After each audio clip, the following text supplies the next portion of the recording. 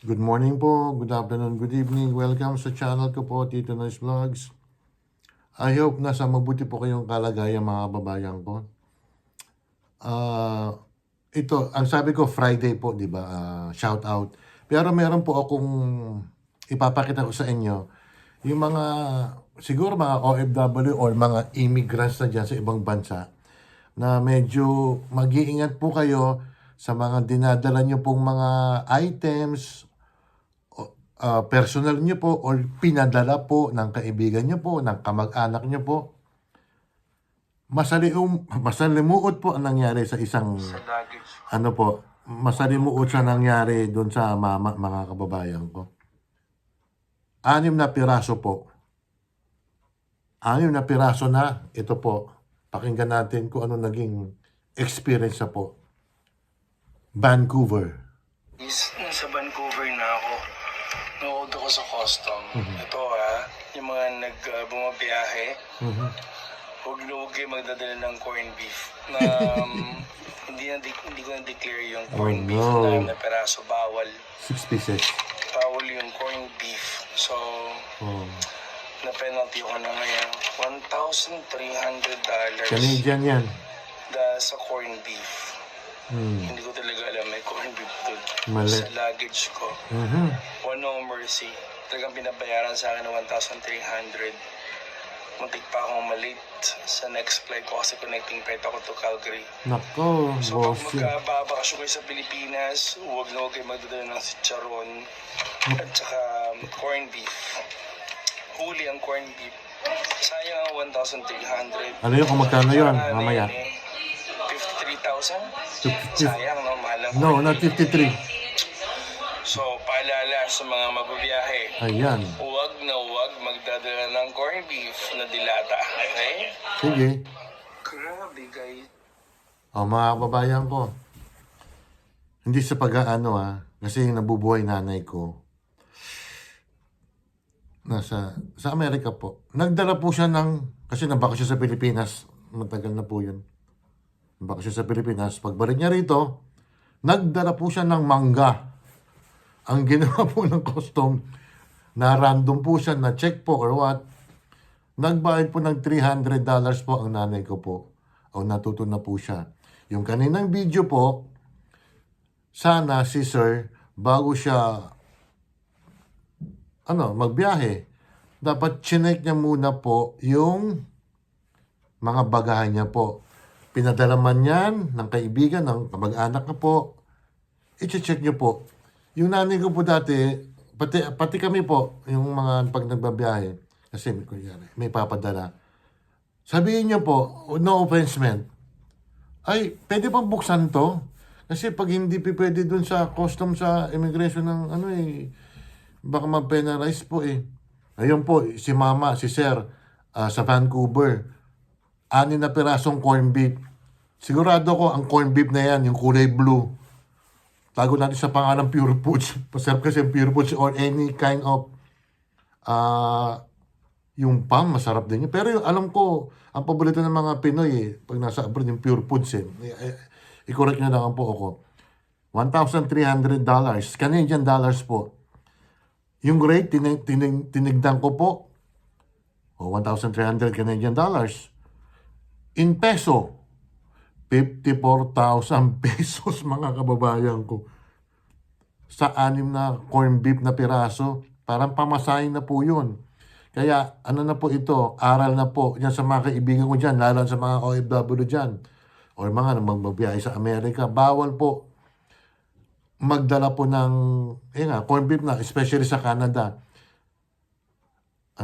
Magdadala sana po ko ng dilis. Nang dalawang isip ako, sabi ko sa misis ko, ayoko na. Kung dala niya kasi ang JFK, baka may higpit yan Ang mga dala ko lang po, yun, yung mga gamot ng ate ko. May mga sweets po dyan, mga oraruba yan. Yung pili, coconut, ayun lang. Kasi pag sweets papayagan, pero kasi ang corned beef po, agri-product din po yan. Kasi siyempre baka yan, di ba? Inaalagaan din nila yung agricultural sector ng Canada or US, mga babayan. Kaya tanda na yan, ha? Kung may papadala sa yung may ganun na dilata, reject nyo. Kung kahit kamag-anak nyo yan, or mas asawa nyo, o padala mo kay mama, may penalty. Pag nahuli kayo, di mo, 1,300 Canadian dollars, 54,000 ang binayad ng mama. Unless siguro kung mayaman yung si sir na yan, bala wala sa kanya 1,300. Pero if you're the ordinary person lang sa Canada, ang laking bagay yan. Di ba? Di mo 54,000, no? Matrikula na yan kung may pinag-aaral ka sa Maynila, mga babayan ko. Dahil sa 6 na pirasong corn beef, magkano ba yung malaki 6 na pirasong corn beef sa Philippines? Mga 140 or 150. Mura yung binili niya. Kasi 6 na piraso eh. Mga siguro, mga worth 700 lang yon. Ang kapalit ang 700 pesos. 54,000 pesos. Ayun, mga kababayan ko. At ito, shoutout na tayo, ha. Pasensya na po doon sa makakalimutan ko kasi alam niyo naman ako, lalong-lalo din dalawa dyan na Batman and Robin. Tago natin sa pangalan ng Ate Ruby at saka si Cherry na Gina raw ako. Di bale, okay na. Nasoutout ko na kayo, ha.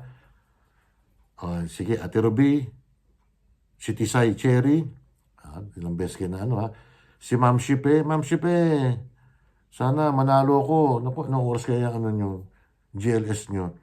Si Evelyn Official ng Macau, si Oxy, si Shin my love, si Elisa Deus, Mirna Almendras, aka Mirna Alcantara, Pretty Bones, Teacher Bones, Professor Bones. Aba, sikat ka, Bones. Ang dami mong pangalan, ha?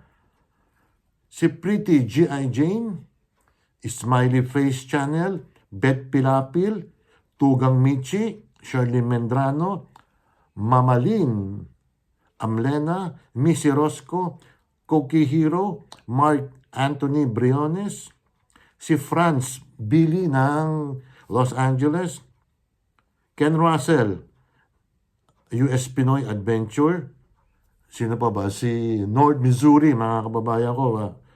And then si Mayang Vlogs, si Juban, si Sir Juban, Boss, Chairman, Kim, Nanay Eva, Mayang Vlogs meron na, no? Emilia Brosas, Lag TV, si Doc Judes, sino pa ba? Si Nora Pedreno, wala na, no?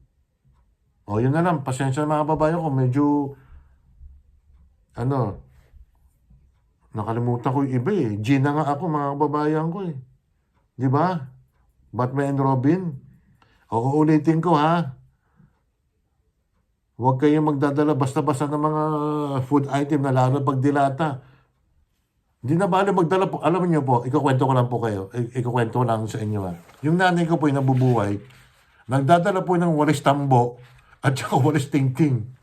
Kasi ayaw niyang walis yung itsura ng walis tingting dito kasi ang uso dito yung broom eh. Matigas siya, mga kababayan ko. Ipasa niyo po ito yung mama yung nagpunta sa Vancouver kasi may flight pa raw siya eh. Na siguro maski check-in niyo po yun tsaka i-hand carry niyo po. Machi-check din niyo kasi may extra nga po, mga kababayan ko. Kaya never, ever kayo magdala ng mga agri-products, mga dilata, mga kababayan ko. Ang pinapayagan lang ata mga sweets eh. Polvoron, yan, mga chocolate.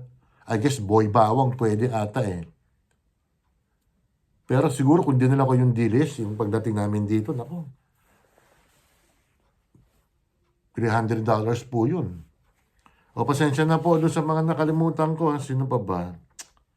Halos andyan na lahat eh. Yung mga kaibigan ni Mirna. Mirna, paano mo na lang sa akin, ha? Ilista mo sa akin yung mga pangalan nila. Maski hindi sila regular nanonood. At yung mga iba dyan, yung sila Koki, Hero, yon. Sabihin nyo sa akin kung sino yung mga maski i-PN nyo po ako. Ang Facebook ko po is Nonoy Morillo po, mga babayan ko. Pasensya na doon sa mga nakalimutan ko, ha? Yun na, mga babayan ko. Paki-like and share lang po. At saka paki-subscribe lang po. As I promise, isa-shoutout ko po kayo. Naisingit ko lang po, o unang video ko po, yung nangyari doon sa mamang stopover sa Vancouver, Canada. Nadali po siya ng 1,300 Canadian dollars, equivalent to Philippine peso, 54,000 pesos. Salamat po at mag-iingat po kayo. Bye.